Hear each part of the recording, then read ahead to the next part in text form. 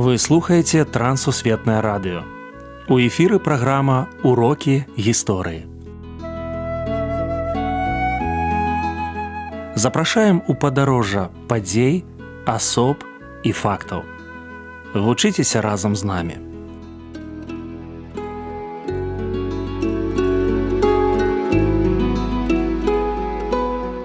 Добры дзень, сябры. Перад мікрафонам Сяржук Брышцель і кандыдат гістарычных навук Андрусь Унучак. Сёння мы пагаворым пра Уладзіміра Жылку. Прывітанне, Андрусь. Прывітанне, Сяржук. Прывітанне, шаноўныя слухачы. Калі ласка, прадстаўце нашага гістарычнага госця. Сённяшні гістарычны госць – паэт, літаратурны крытык, якога называюць прадаўжальнік справы і жыцця Максіма Богдановича.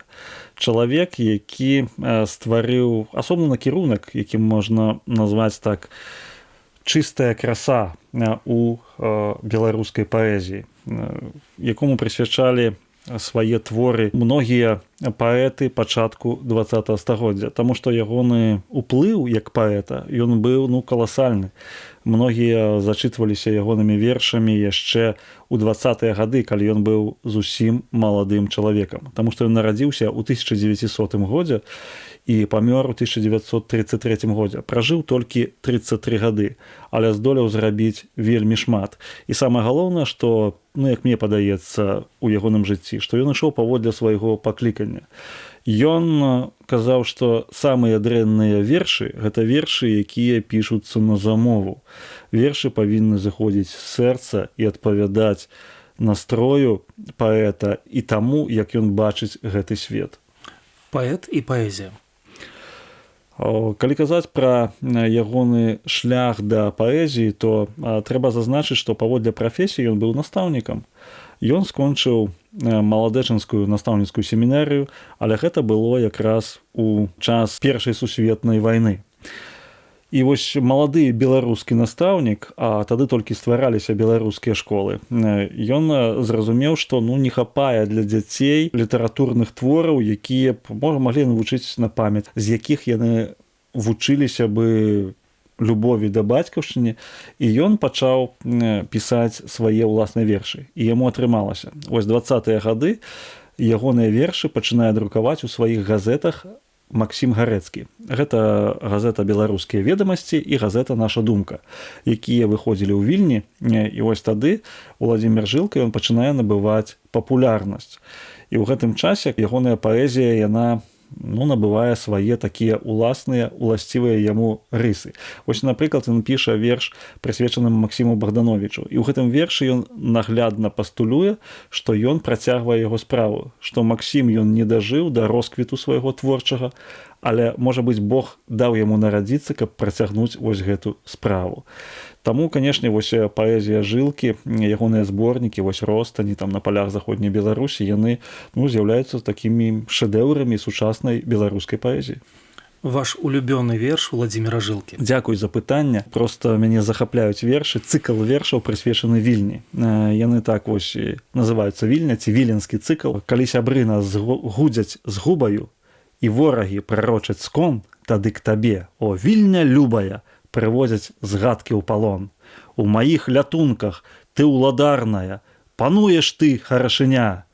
Завулкаў шум і ціш кляштарная, вялі празрыстай глыбіня. Гэты верш з такой любоўю да горада, які ўвасабляе беларускую гісторыю і беларускі дух напісаны.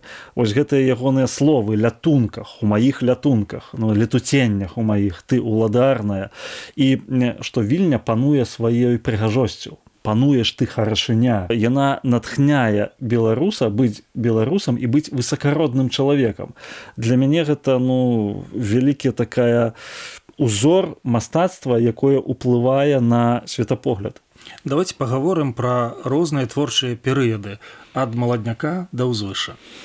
Сапраўды, гэта вельмі важны аспект ягонай творчасці. Ён пасля заходнебеларускага свайго перыяду віленскага, ён некаторы час жыў у Латвіі, у горадзе Дзвінску, там працаваў у беларускай гімназіі, а пасля пераязджае ў Прагу і вучыцца ў пражскім Карлавым універсітэце. Карлавы універсітэт ён не паспеў скончыць, таму што захацеў пераехаць у Менск, які на той час быў цэнтрам беларусізацыі, ён едзе на правапісную канферэнцыю і застаецца ў сталіцы БССР. І вось тут далучаецца да такога аб'яднання літаратурнага як маладняк. На той момант яму 26 гадоў. А ён выпускае вось у 1927 годзе свой зборнік вершаў на палях заходняй Беларусі і рэзка сутыкаецца з крытыкай. У 28 годзе літаратурны крытык Тодар Глыбоцкі ў часопісе «Полымя» піша разгромную рэцэнзію на ягоныя вершы. Ён кажа, што там няма пралетарскага духу, гэта вершы безыдэйныя, яны апяваюць проста нейкую лірычную паставу самога аўтара. Яны апяваюць вось прыроду і нічога не кажуць пра стваральны ўплыў чалавека на прыроду, ну і гэтак далей. І фактычна Уладзіміра Жылку выключылі з літаратурнага аб'яднання маладняк, таму што маладняк это аб'яднанне беларускіх пралетарскіх паэтаў, якія казалі, што вось паэзія павінна быць ідэйнай, яна павінна служыць новаму чалавеку, пралетарыю, які стварае новую культуру. Жылка пра гэта не пісаў у сваім зборніку. І як не дзіўна, ён не застаецца самотным, яго запрашаюць ва ўзвышша. А ва ўзвышшы там ужо ёсць сталыя такія творцы, як Кузьма Чорны, там Янка Купала і гэтак далей.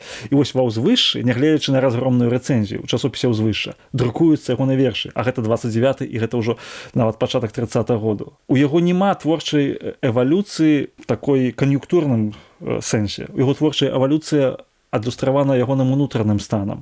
І вось гэта вельмі важна. Таму адлегласць паміж маладняком і ўзвышшам гэта не ягоная творчасць, не ягоная эвалюцыя, а гэта эвалюцыя знешніх абставінаў.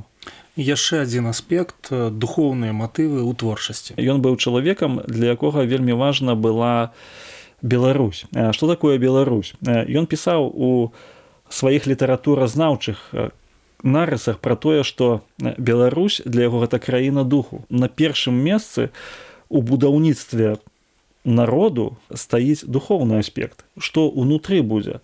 І тут ён выходзіць, канешне, на такія пытанні, мы можам сказаць, духоўныя, рэлігійныя нават. Ён кажа, што немагчыма збудаваць нешта, калі няма Бога ў сэрцы, калі няма сумлення.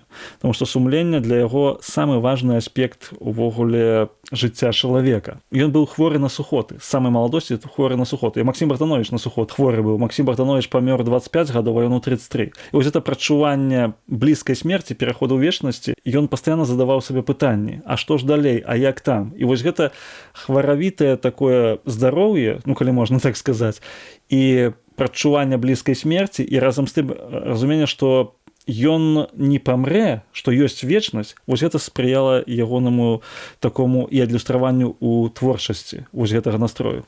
Трагічнасць лёсу.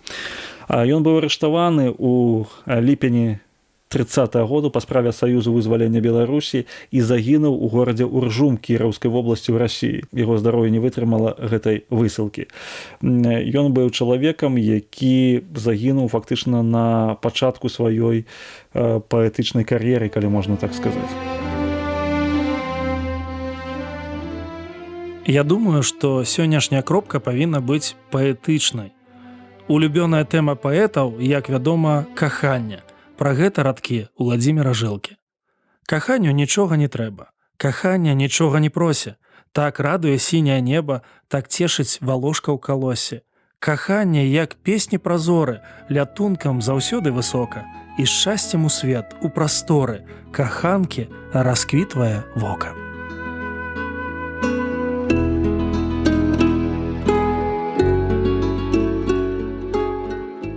Дзякую, што далучыліся да нашага праекту. Калі ў вас ёсць пытанні, пішыце, калі ласка, на адрас Трансусветнае радыё, урокі гісторыі. Паштовая скрынка 45, індекс 22 40 20, горад Брэст 20, Беларусь.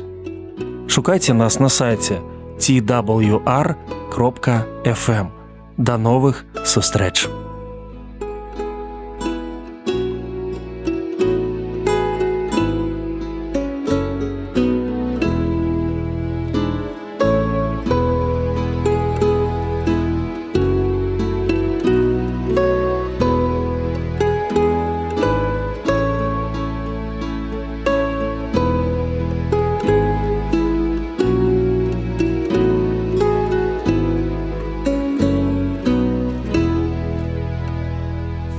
Thank